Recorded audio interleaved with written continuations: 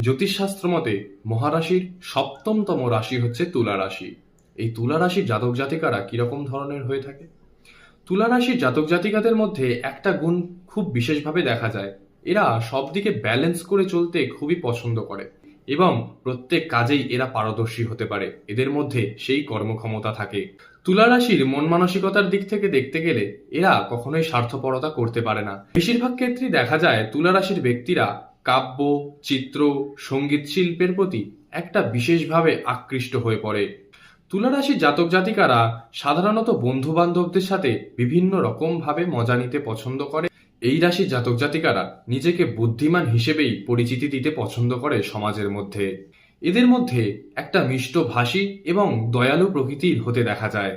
তুলা রাশির জাতক জাতিকারা সাধারণত পরিবর্তনশীল হয়ে থাকে এবং এদের দয়ালু স্বভাব হওয়ার জন্য বিভিন্ন মানুষ অনেক সময় এদের